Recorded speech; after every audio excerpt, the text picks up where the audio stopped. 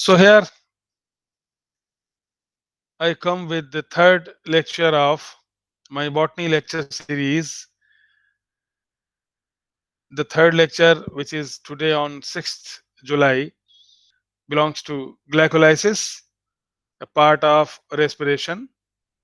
Okay, Rohit, you are from Mata Vaishno Devi University, and Dr. Sharda is HOD of botany. She belongs to, she is known to me actually. I was there in I think 2 years before for a conference.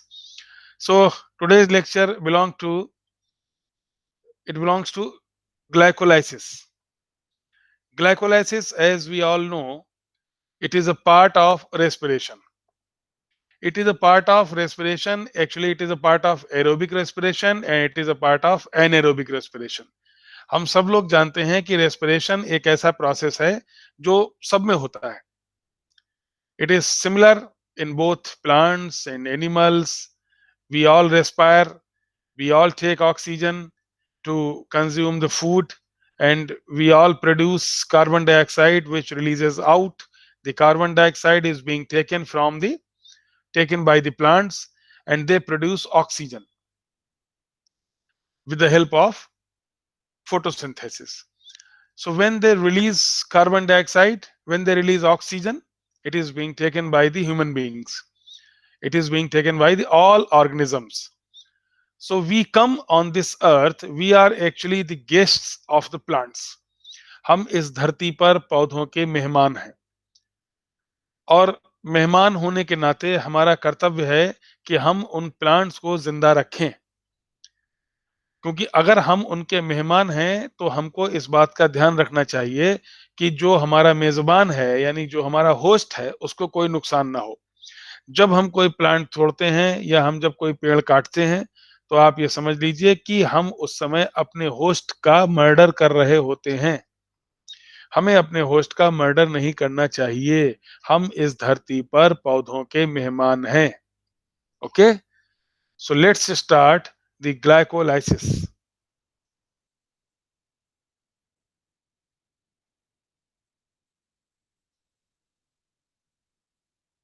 I hope you all can see the slide.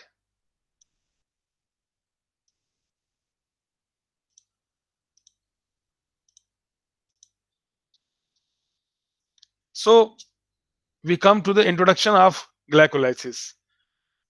The living cells require an input of free energy, and respiration is a metabolic process in which free energy released from the oxidation of organic compounds is used in the formation of ATP. यानी जो भी energy release होती है वो ATP के रूप में काम आती है, एटीपी को बनाने में काम आती है. The compounds that are oxidized during the process of respiration are known as respiratory substrate. जो कंपाउंड रेस्पिरेशन में इस्तेमाल होता है उसको हम कहते हैं रेस्पिरेटरी सबस्ट्रेट. यानी कि अगर हम नॉर्मल रेस्पिरेशन की बात कर रहे हैं, डार्क रेस्पिरेशन की बात कर रहे हैं, यानी जो रेस्पिरेशन हम लोग करते हैं उसकी बात कर रहे हैं, तो हम बात कर रहे हैं कार्बोहाइड्रेट्स रेस्पिरेशन की. अगर प्रोटीन का रेस्पिरेशन होता है तो हम उसको बोलते हैं कि respiratory substrate is protein. In complete oxidation carbohydrates are oxidized to carbon dioxide plus water. ये बात हम लोगों को पता है कि जब कंप्लीट ऑक्सीडेशन होता है तो कार्बन डाइऑक्साइड प्लस वाटर बनता है. रेस्पिरेशन में भी ऑक्सीजन डिपेंडेंट और ऑक्सीजन इंडिपेंडेंट. अगर respiration depends on oxygen then it is known as aerobic respiration, और अगर ये ऑक्सीजन इंडिपेंडेंट है तो फिर ये एनारोबिक हो सकता है, ये फर्मेंटेशन हो सकता है, कोई सा भी रेस्पिरेशन हो सकता है. फर्मेंटेशन की स्पेलिंग में कोई दिक्कत है शायद, मेरे ख्याल से कुछ टाइपिंग एरर हुआ है इसमें. FERME होना चाहिए, MENTAT है, वो आप लोग सही कर लेंगे मुझे उम्मीद है. तो रेस्पिरेशन एक ऐसा प्रोसेस है जो प्लांट्स में, एनिमल्स में, सभी ऑर्गेनिजम्स में सिमिलर होता है. और कंप्लीट ऑक्सीडेशन होने पर, अगर कार्बोहाइड्रेट का कंप्लीट ऑक्सीडेशन होता है तो CO2 प्लस वाटर बनता है. Clear? Now we move to the next slide.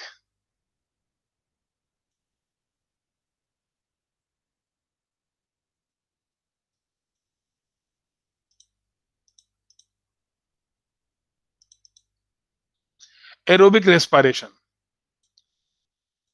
This is aerobic respiration.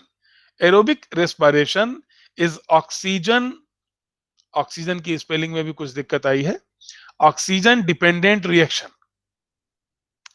Oxygen serves as the terminal or final electron acceptor of electrons.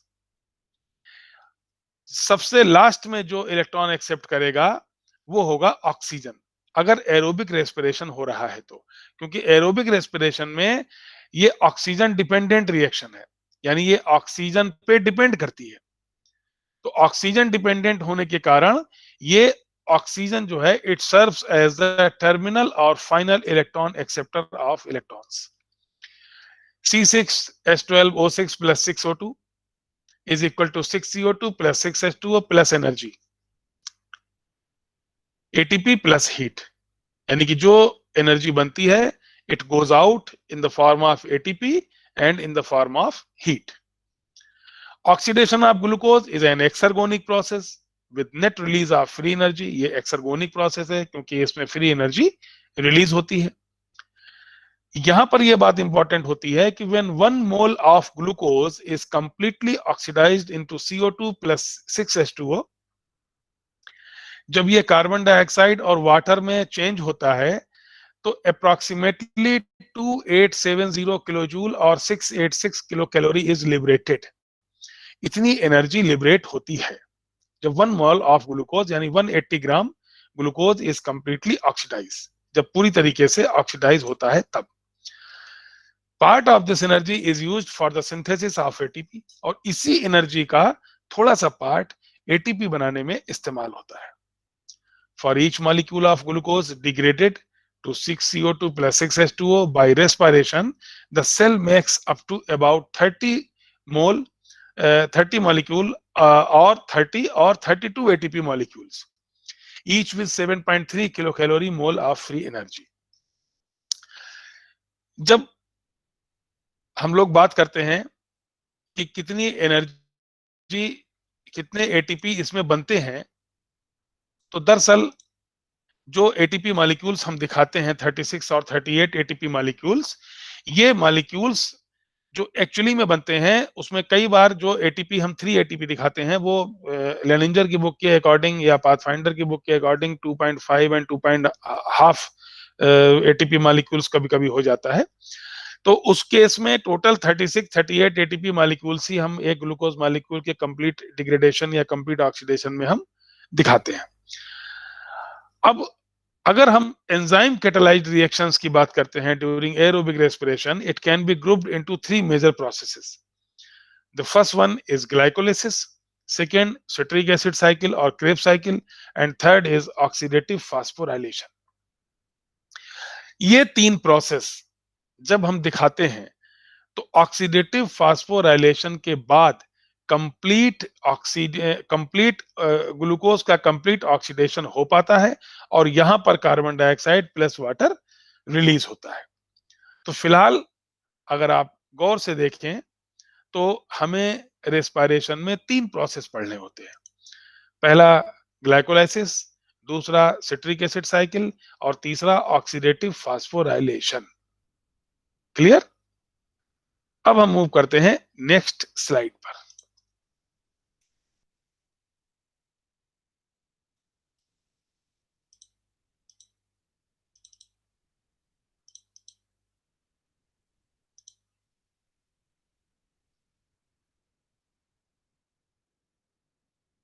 अगली जो स्लाइड है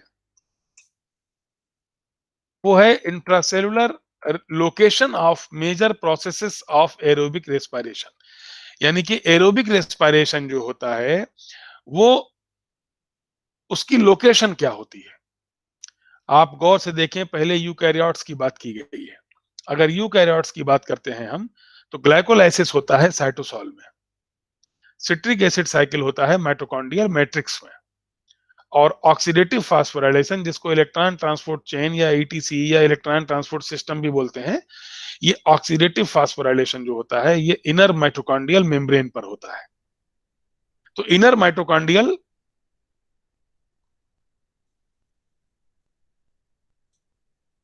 मेम्ब्रेन, तो यूकैरियोट्स में अगर हम देखते हैं तो ग्लाइकोलाइसिस साइटोसॉल में, citric acid cycle mitochondrial matrix में, oxidative phosphorylation inner mitochondrial membrane में। प्रोकैरियोट्स की अगर हम बात करते हैं तो ग्लाइकोलाइसिस होता है साइटोसॉल में, और सिट्रिक एसिड साइकिल या क्रेब्स साइकिल भी साइटोसॉल में ही होती है, क्योंकि प्रोकैरियोट्स में डबल मेम्ब्रेनस स्ट्रक्चर या माइटोकॉन्ड्रिया नहीं पाई जाती, it is totally absent. And the oxidative phosphorylation, it takes place in plasma membrane. So if you see the difference, then the difference lies actually in the location of the aerobic respiration processes. The aerobic respiration processes that includes the glycolysis, which occurs in cytosol, in eukaryotes, in prokaryotes as well. Citric acid cycle, it occurs in mitochondrial matrix in eukaryotes, and it takes place in cytosol in prokaryotes. Oxidative phosphorylation, which occurs in plasma membrane in prokaryotes, it occurs in inner mitochondrial membrane in eukaryotes. This difference actually happens just because the mitochondria is totally not found in prokaryotes. Hope you all have got it. Slide सबको दिखाई दे रही है? किसी को कोई दिक्कत तो नहीं?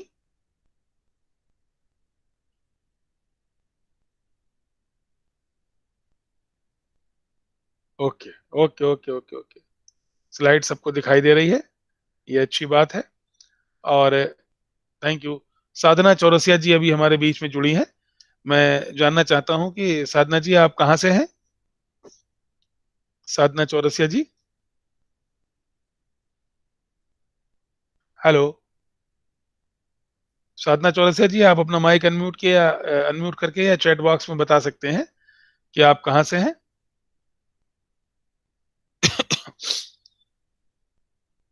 साधना चौरसिया तक शायद हमारी बात नहीं पहुंच रही है, या शायद वो, मेरी आवाज उनके पास नहीं जा रही है।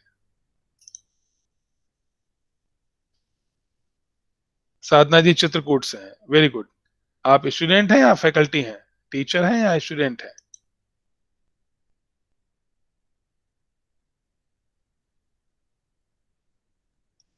Anyways, faculty, very good, most welcome. Kajal Sharma ji ने भी अभी ज्वाइन किया है। काजल शर्मा भी बता सकती हैं कि वो कहां से हैं।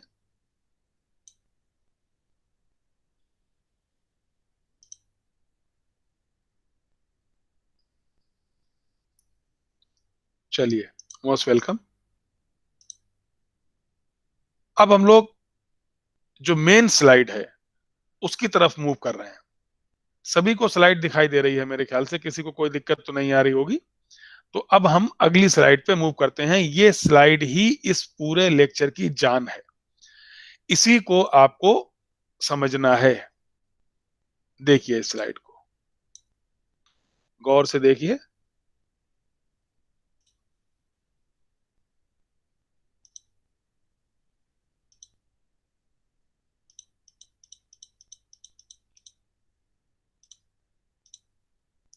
स्लाइड सबको दिखाई दे रही है?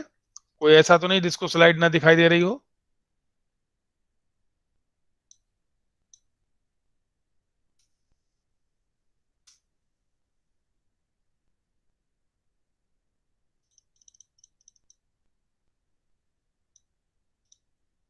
स्लाइड सबको दिखाई दे रही है, सबको समझ में आ रही है? अगर किसी को कुछ दिक्कत हो रही हो समझने में तो मुझे बता दे। मैंने जूम कर दिया मौली जी, दिखाई देने लगी आपको?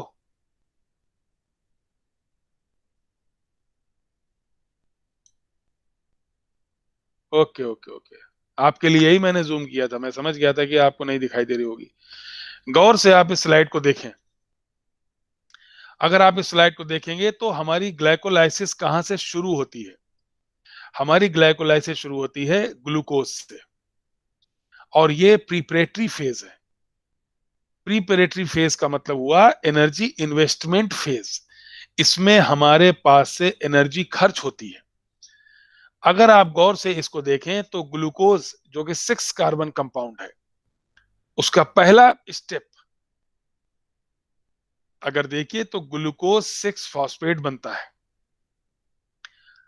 ग्लूकोज 6 फॉस्फेट का मतलब हुआ कि एक फॉस्फेट ग्लूकोज के 6 कार्बन एटम पर अटैच हो जाता है। अगर आप इसके राइट साइड में देखेंगे तो आप देखेंगे यहां पर CH2O के साथ में P अटैच हो गया है और ये प्रोसेस इरिवर्सिबल है। ग्लूकोज से ग्लूकोज 6 फॉस्फेट बनता है।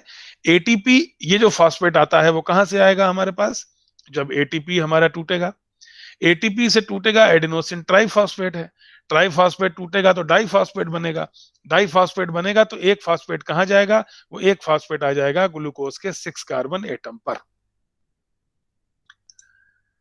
ये ग्लूकोज के 6 कार्बन एटम पर जब आएगा तो बनेगा ग्लूकोज 6 फॉस्फेट। अगला आप इस प्रोसेस में आप देखें जो एंजाइम इस्तेमाल होता है वो हेक्सोकाइनेज इस्तेमाल होता है। और हेक्सोकाइनेज एंजाइम में जो हेल्पर होते हैं वो मैग्नीशियम आयंस होते हैं। हमेशा कहीं भी काइनेज एंजाइम अगर आपको दिखाई दे तो आप समझ जाओ कि there is something which is going to be done related to ATP. और काइनेज में मैग्नीशियम आयन का काम होता है। ये इस बात को आप समझ लीजिएगा। ग्लूकोज 6 फॉस्फेट से फ्रक्टोज 6 फॉस्फेट बनता है। Glucose 6 phosphate and fructose 6 phosphate ये दोनों आइसोमर हैं। तो यहां पर जो एंजाइम काम करेगा ये फास्फो ग्लूको आइसोमरेज है।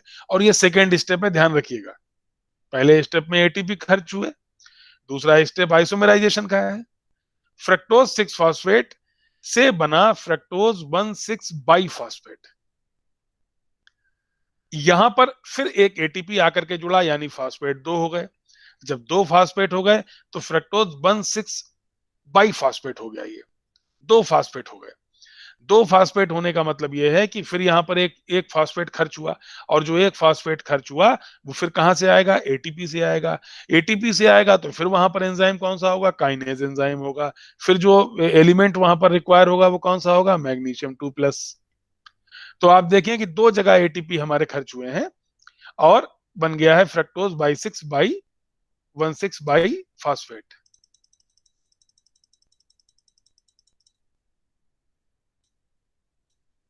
फ्रक्टोज 1,6 बाइफॉस्फेट में अब यहां पर आप देखिए ये 6 कार्बन कंपाउंड है। 6 कार्बन कंपाउंड, अब इसके 2 पार्ट किए जाएंगे। अब यहां पर एंजाइम काम करेगा एल्डोलेज। एल्डोलेज के लिए जो कंपाउंड रिक्वायर है वो है जिंक 2+। यानी काइनेज के लिए मिनरल जो चाहिए वो मैग्नीशियम, और एल्डोलेज के लिए जो मिनरल रिक्वायरमेंट है वो जिंक की है। ये चौथा प्रोसेस है। चौथे प्रोसेस में glyceraldehyde 3 phosphate plus dihydroxy acetone phosphate, दोनों 3-3 कार्बन के हैं। और ये दोनों कंपाउंड यानी कि डाईहाइड्रोक्सी एसीटोन फॉस्फेट और 3 ग्लिसरल्डिहाइड 3 फॉस्फेट, जिसको हम 3PgAl भी बोलते हैं, ये दोनों कंपाउंड आपस में इंटर कन्वर्टिबल हैं। और यहां पर जो यानी कि ये दोनों एक दूसरे में चेंज हो जाते हैं, क्योंकि रिएक्शन यहां से भी शुरू होती है, रिएक्शन यहां से भी शुरू होती है। दोनों जगह से रिएक्शन शुरू हो सकती है।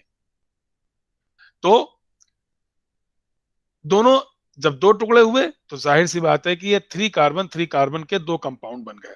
एक बन गया डाईहाइड्रोक्सी एसीटोन फॉस्फेट, एक बन गया ग्लिसरल्डिहाइड 3 फॉस्फेट।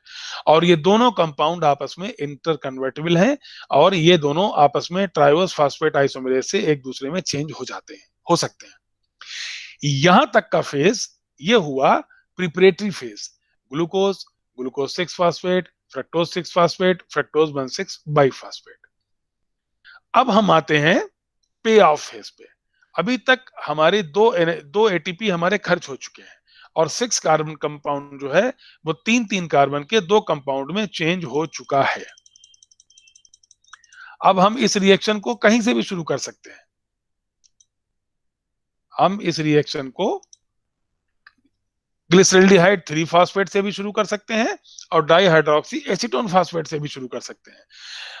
ग्लिसरल्डिहाइड 3 फॉस्फेट से हम शुरू करेंगे क्योंकि दोनों तरफ जो कंपाउंड बनेंगे वो सिमिलर होंगे। इसलिए ग्लिसरल्डिहाइड 3 फॉस्फेट से हम जो कुछ भी बनाते जाएंगे उसको हम डबल करते जाएंगे, यानी कि वही चीज सामने 3 डाईहाइड्रोक्सी एसीटोन फॉस्फेट से भी हो रही है। जैसे ग्लिसरल्डिहाइड 3 फॉस्फेट, इससे सबसे पहले बनेगा 1,3 बाइफॉस्फोग्लिसरेट। यानी कि यहां पर भी एक फास्फेट और आकर के अटैच होगा, जो कि 2HPO4 निगेटिव से हमें प्राप्त होगा। यहां पर दो हाइड्रोजन भी निकलेंगे, अगर आप गौर से देखें तो ये दो हाइड्रोजन निकल रहे हैं। दो हाइड्रोजन निकलने के कारण ये जो इसमें इलेक्ट्रॉन एक्सेप्टर है NAD+, ये NAD+ चेंज होगा ये 2NADH+2H+ में। यानी कि ये जो NAD+ था इसने बना दिया 2NADH+2H+। 2 क्यों लगा रहे हैं? क्योंकि हर कंपाउंड जो यहां पर बनेगा उसको हम डबल करते जाएंगे। ये NAD+ और ये NAD+ से जो NADH बनता है, ये इलेक्ट्रॉन ट्रांसपोर्ट सिस्टम के थ्रू बनते हैं, ये इलेक्ट्रॉन ट्रांसपोर्ट चेन के थ्रू बनते हैं और इसमें 6 ATP का फॉर्मेशन होता है।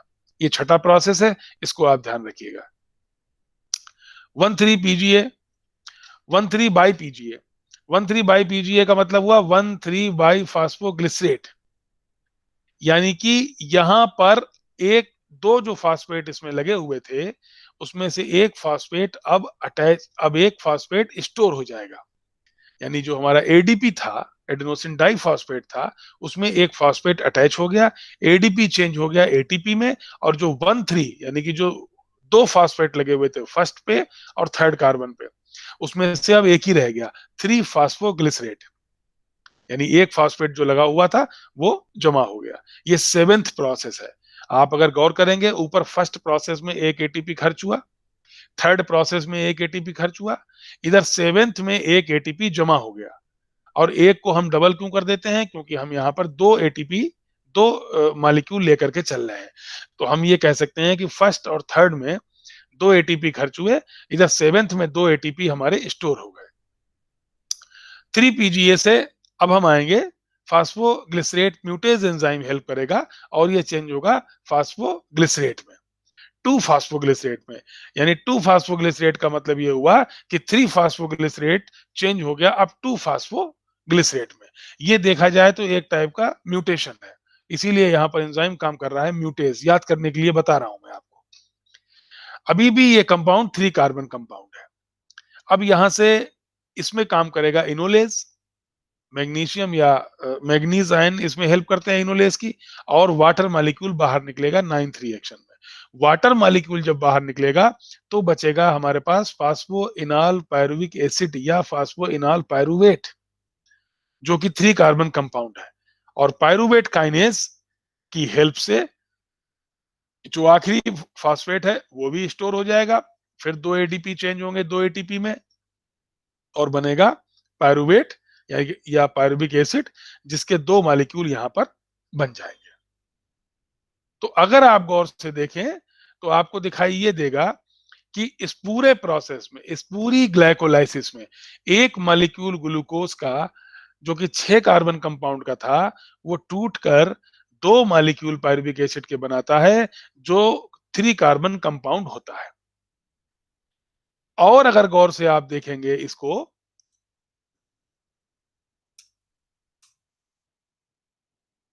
पूरा प्रोसेस अगर मैं आपकी स्क्रीन पे दिखा दूं, थोड़ा सा छोटा है लेकिन चूंकि पूरा प्रोसेस मैं आपको समझा चुका हूं तो फिर आप समझ जाएंगे।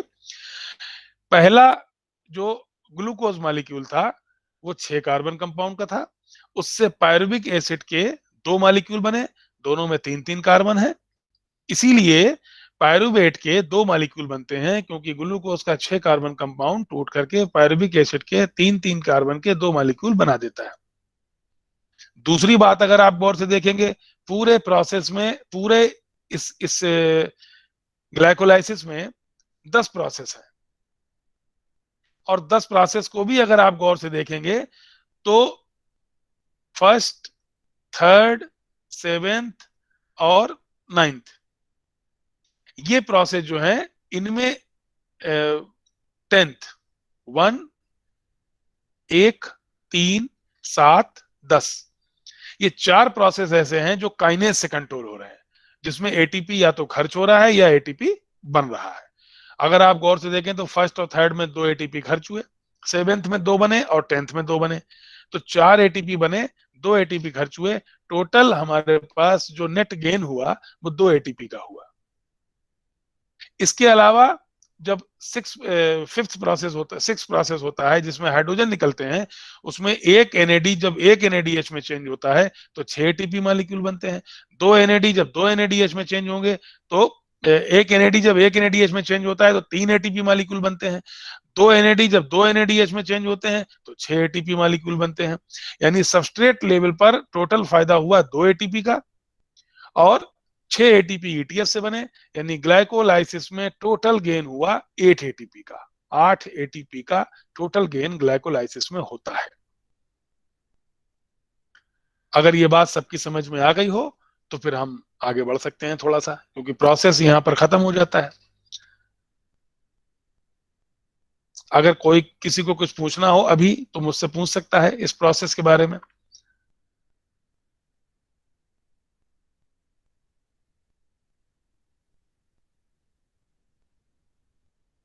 और अगर सबकी समझ में बात आ गई है तो फिर हम इस प्रोसेस को आगे बढ़ा सकते हैं।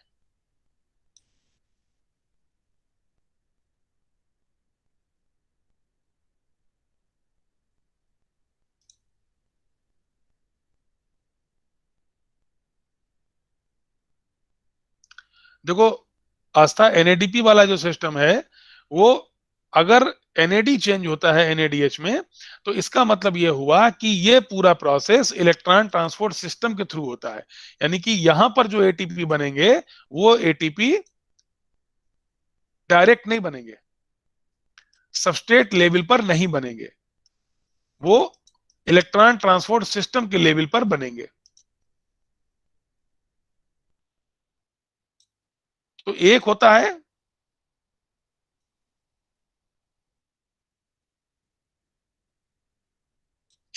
Substrate level phosphorylation.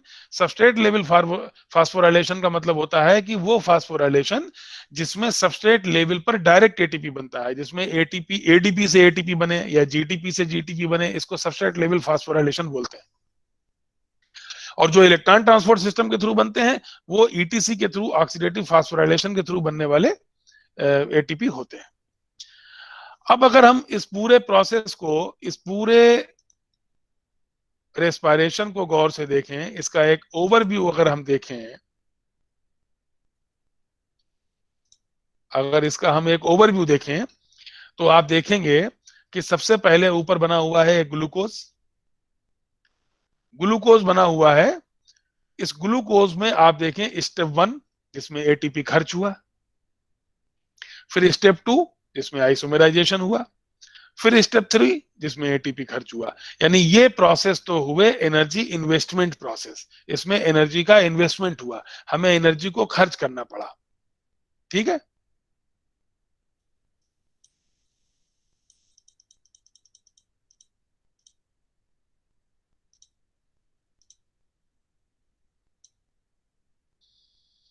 और स्टेप 4 से लेकर के नीचे आप देखें स्टेप 6 में एनएडीपी से एनएडी से एनएडीएच बना।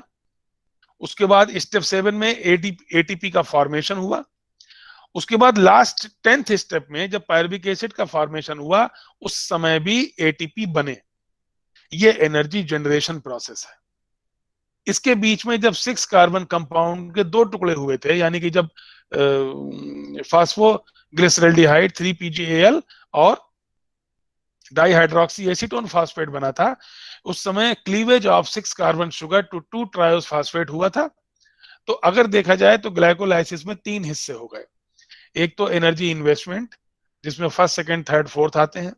फिर क्लीवेज जिसमें फिफ्थ स्टेप आता है, फोर्थ और फिफ्थ आता है। उसके बाद 6, 7, 8, 9, 10 जिसमें एनर्जी जनरेशन होता है।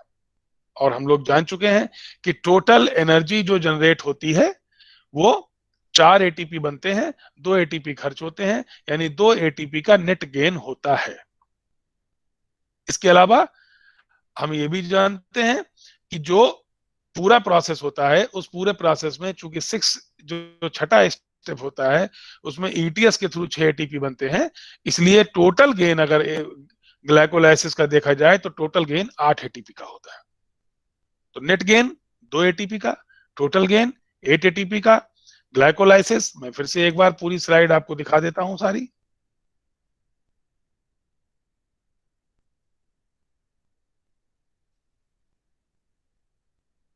देख लीजिए सारी स्लाइड्स को एक बार। इंट्रोडक्शन, एरोबिक रेस्पिरेशन, ऑक्सीजन एक आध की स्पेलिंग गलत है उसको आप चेक कर लीजिएगा। Intracellular location of major processes of aerobic respiration, process of glycolysis takes place in cytosol, overview of glycolysis. This was the book from which I prepared, and thank you so much. अगर किसी को कुछ पूछना हो तो वो